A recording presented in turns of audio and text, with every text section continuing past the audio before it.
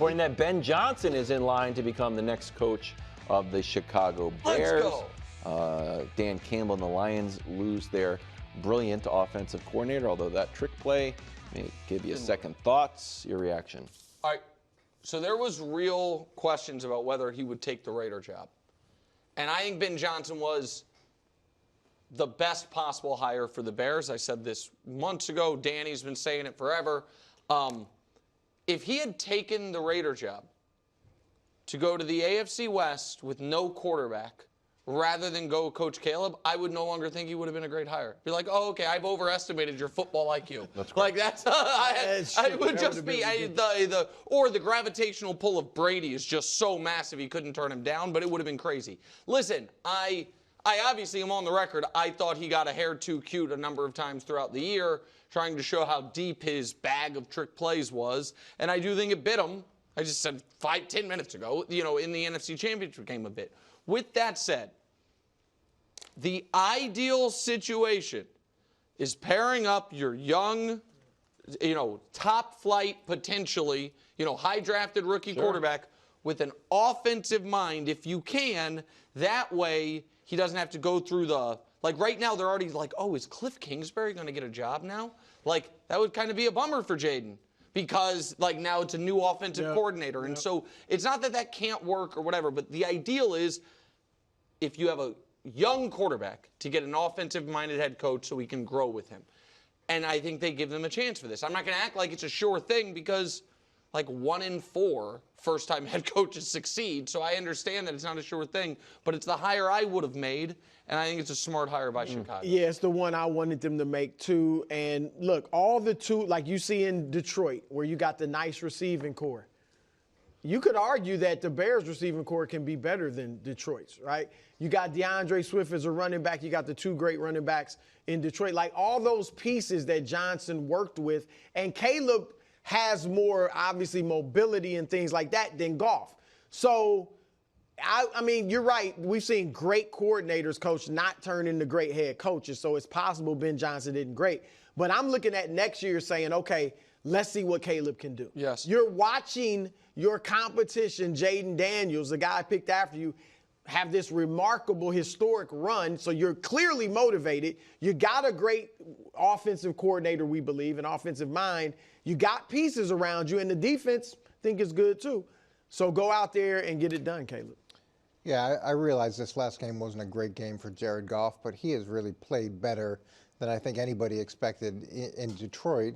And you gotta give his development. You got to give a lot of credit for his development, and to him. And I think that this is an interesting situation. It's going to be. I'm curious to see how he builds out his staff because you want to go get some veterans because you're a first-time head coach that can help you kind of navigate through that process.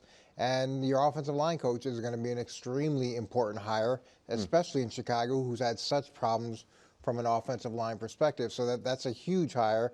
And then what will his role be? Will he be the offensive coordinator and solely focus on the offense and be sort of the head coach in name and have a veteran defensive coordinator that kind of runs the defense?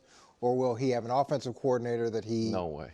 He loves. I think he's going to want to. He loves being an offensive coordinator. It looks like it. But I do hope that in that role, and assuming that role, which is great, that you're also the head coach of the whole team, and you don't go that route of, hey, I don't really know what's happening on defense. I don't know what's happening on special teams because I'm handling the offense. Can I just our Diana Rossini reported that he is going to pick and hire Dennis Allen as his defensive coordinator. So I love that in this regard. Dennis Allen's been a proven awesome defensive coordinator. He's also been a head coach twice. Now, people that watch this show closely know I have real questions about Dennis Allen, the head coach.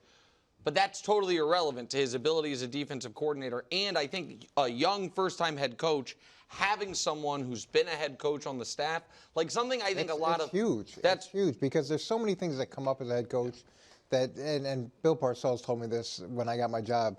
There's 5 things every day that come up with that you haven't scheduled and you've got to deal with. And a lot of times stuff comes up that you have no idea how to deal with because you've never even had to think about it. Right. So to have someone who's been through some of those decisions and that process and problems, it's a real positive. Glass half full, Caleb gets unlocked with Ben Johnson's offensive magic. Does that also mean that Jared Goff takes a step backwards? Well, you know, we saw when Dayball left Buffalo, Dayball got a lot of credit, but it looks like Josh has been able to continue to develop. So it'll be curious to see if there's initially a pullback or whether or not, you know, Jared's far enough along in his career that whoever they bring in, they can kind of keep growing from there. But I don't think it's, for me, that's the other piece of it. Like, this is where, for the Lions, man, and one of my best friends is a diehard Lions fan, one of the best radio hosts in America in Kansas City. And I feel sick for him because I know it, like, poke fun at tiny hands and stuff, but this was the best Lions team ever. And 24 hours ago, when was this game? Yeah, 24 hours ago, it was like awesome, man. Or I guess whenever the game was, 48 hours ago. We're almost double-digit favorites. Yeah. We're going to be favorites. We are Super Bowl favorites, have been since the playoffs started. You know what I mean? We got to the postseason in week 18, we played maybe our best game of the year, and we're rolling. And then you play one of your worst games of the year, kind of on both sides of the ball at the worst possible time, and now your offensive coordinator is gone.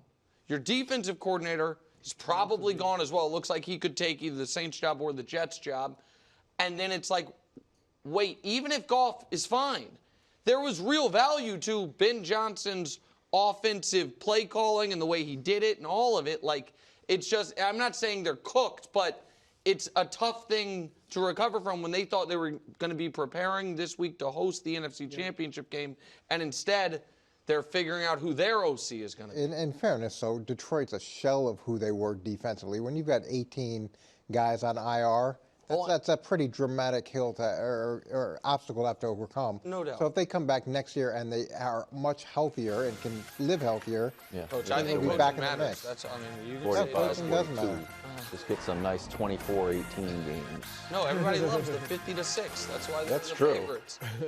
Thanks for watching. Subscribe here to get more from the show and to check out clips from other shows on FS1.